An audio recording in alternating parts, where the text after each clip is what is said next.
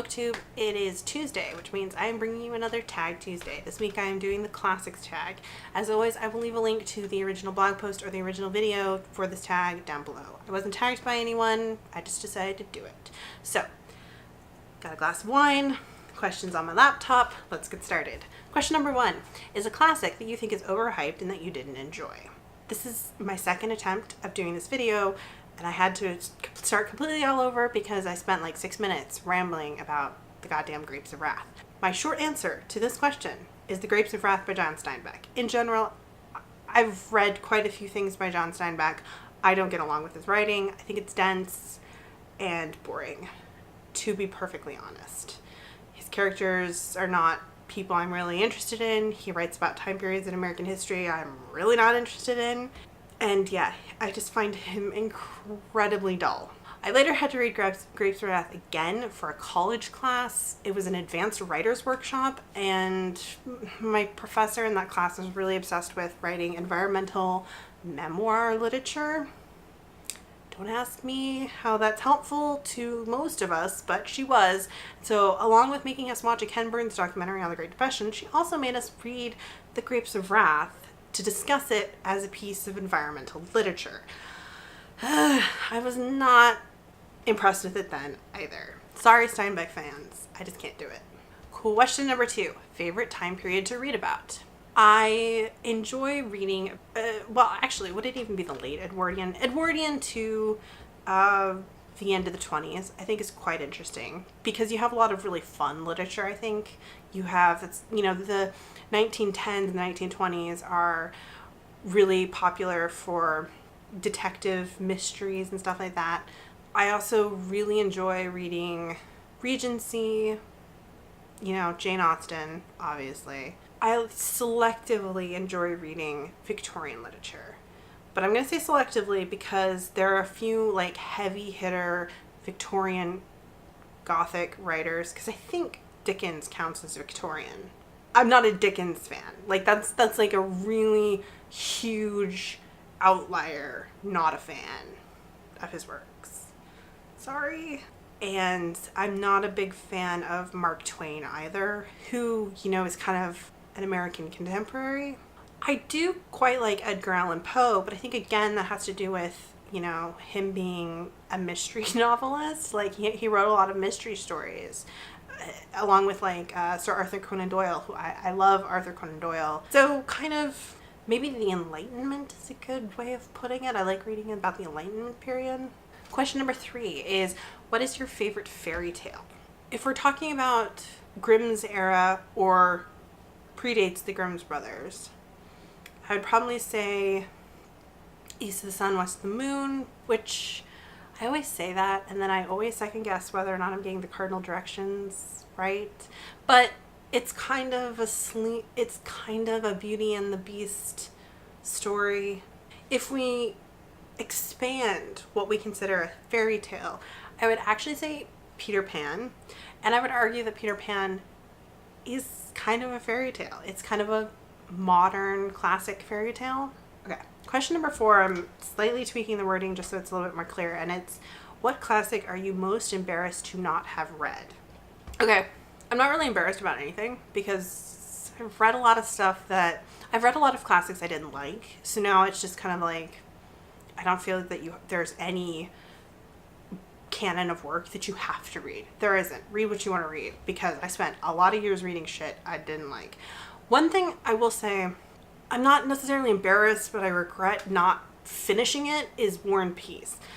I started reading War and Peace in high school. I really enjoyed it, but it's really, really long, and I'm not great at staying focused on long books. I tend to kind of forget that I'm reading them, and I set it aside, and then I forget everything that's happened in the book, and then I really need to start it over, and I don't want to do that, so I just stop reading the book.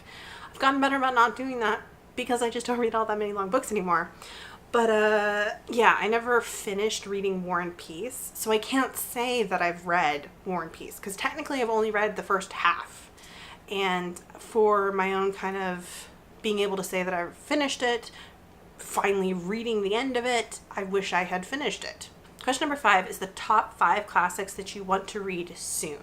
First off, it would have to be Sense and Sensibility and Mansfield Park. I've actually already read both of these books before, but at the beginning of this year, I started doing a Jane Austen reread to reread all of her works and kind of, I was supposed to read one a month, but the Goodreads group I was doing it with, they kind of just fizzled out and stopped reading Sense and Sensibility. They never got to this one.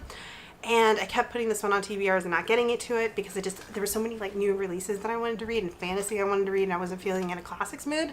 So I decided to put that project on hold, but I still really want to reread these two, and I would like to do it within a year of having read the other 4 books that are her main canon, because I want to finish talking about Austen's recycling of characters and the way she examines and re-examines similar themes throughout her books. So yeah, I really want to get to these two. I also really want to get to a reread of Dracula. Again, I've read this, but it's been a number of years. I really want to read The Historian, but I don't want to read this until I have refreshed my memory on this one. Another classic I want to get to, and this I think was on my top 10 books I wanted to read in 2017 list, and that is Orlando. This is another one where I got a bookmark. I am exactly halfway done with it, stopped reading it, and now I don't think I necessarily need to reread it. I remember pretty much everything that happened, but at the same time, I kind of want to start it just all over again to just immerse myself in the flow of Virginia Woolf's story. This is more like a 20th century modern classic, and this is not it. This is Children of Dune. No, this isn't even Children of Dune. This is God Emperor of Dune. I really want to reread Dune, which is, now, I want to say it came out in the 60s. This one came out in 81. So I have no idea when the first one came out. But I really want to reread Dune, and I really kind of want to reread all of them in general. I don't think I own a copy of Dune, to be honest. But yeah, so I really want to reread that so that I can see how I feel about this series and Frank Herbert in general as a more critical adult reader. Okay, question number 6 is your favorite modern adaptation of a classic work. There are probably a bunch that I've forgotten about. Oh, no. I know. Okay. For a book, it would have to be Untamed by Anna Cohen. It's not necessarily a direct adaptation or really obvious adaptation, but there are definitely pieces of it that are adapted from Shakespeare's Taming of the Shrew.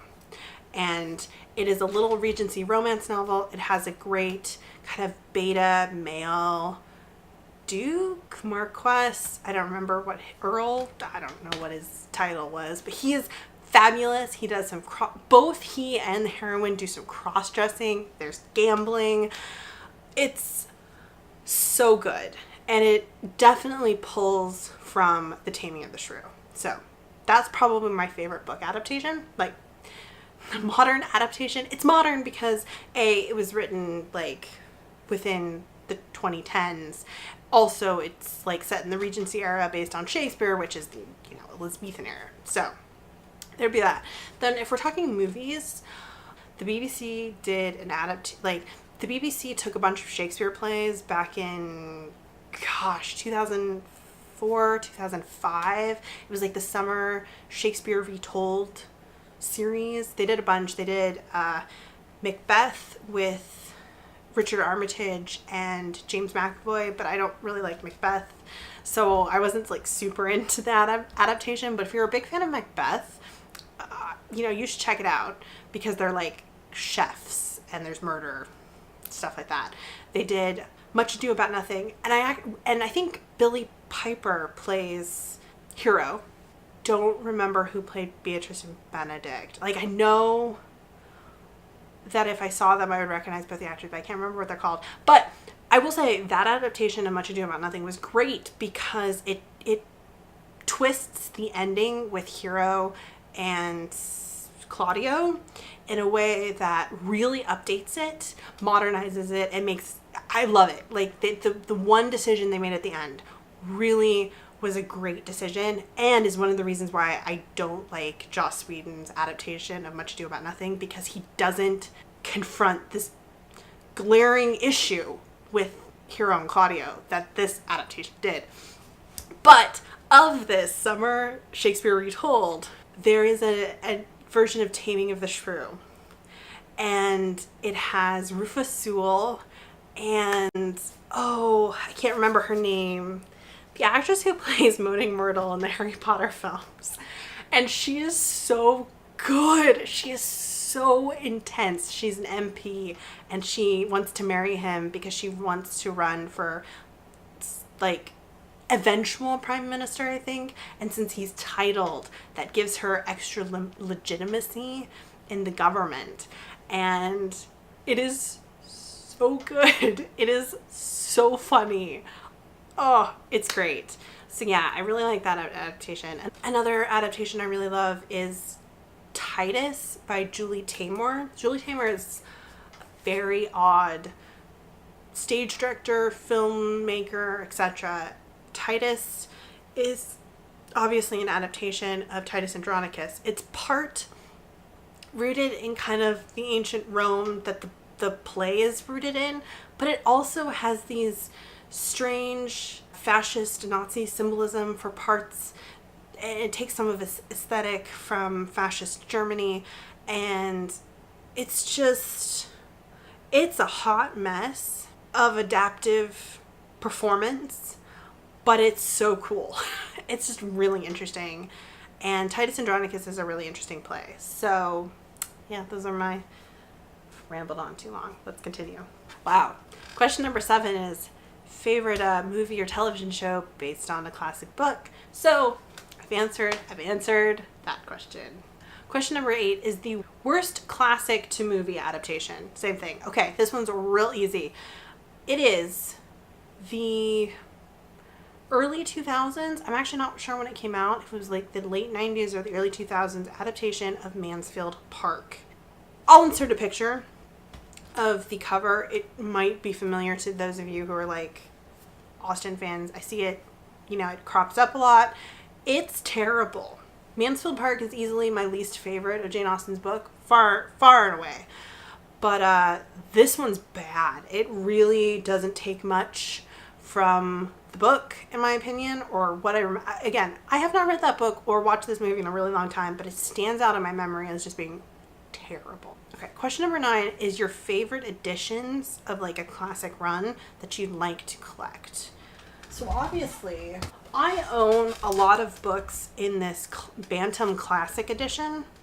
Like I own more. I own Peter Pan in this edition too somewhere. Just a bunch in this edition. I'm not a huge fan of it though because it's pocket-sized and the words are all incredibly small. I own a couple of editions in like Barnes & Noble's various classic runs, and they're fine. They're usually like floppy paperbacks and they're more than readable. Not a huge book collector just because I don't buy books new. I think it's Penguin came out with this little short run of, I want to say they're called Galaxy editions. I will insert a picture of them here, of just a couple of classic science fiction novels, and they're real pretty. One of them's an Ursula K. Le Guin that I have not read, but I really want to read. One of them's Dune, which I saw the other day in my local bookstore, my little local indie bookstore, and I so wanted to purchase it, but it was $30, and I'm just like, I'm not spending $30 on a book. And then I think they have like possibly 2001: A Space Odyssey, which I'm not interested in. And there's one other in this little run. They're really pretty though. Simple, naked hardcovers, and they're pretty. Question number 10, this is the last question. An underhyped classic that you would recommend. I'm going to think on this one. I don't think Orlando counts as underhyped. And I don't know if I can say it's one of the more unknown of Virginia Woolf's books, because it's definitely known and it has an award-winning film adaptation. I do feel like it's not the Virginia Woolf that most people talk about. I see people talking about Mrs. Dalloway, and I see people talking about The Waves and A Room of One's Own a lot. And that's cool, that's fine. But Orlando is fantastic, and Orlando is really, I think, kind of seminal in its portrayal of gender. I see a lot of people describe Orlando as this book where the protagonist just decides their gender, like decides to be a woman one day. And that's not how it works. In the book, Orlando doesn't Orlando doesn't switch back and forth. And also, it's not that Orlando is choosing to be a woman. Orlando is undoubtedly male and undoubtedly female. Orlando's body has always been these things. And Orlando's body is just Orlando's body. And it's not about making a decision or deciding to be one way one day or whatever. It's much more nuanced than that. And I think it actually dovetails really well with the trans movement in general. And I definitely think more people should read it because it's really beautiful and it's really interesting. And it's a very sweeping novel. So yeah, I'm going to go with Orlando by Virginia Woolf. So anyways, that was the classics tag. Hopefully this wasn't too rambly. It probably was. I'm not going to tag anyone just because I'm not entirely sure who's done this and who hasn't done it. But if you're watching this and you've read a lot of classics or you want to talk about classics and these questions sound interesting, consider yourself tagged. Let me know down below and I'll go watch your video. And I'll see you guys in my next video. Bye.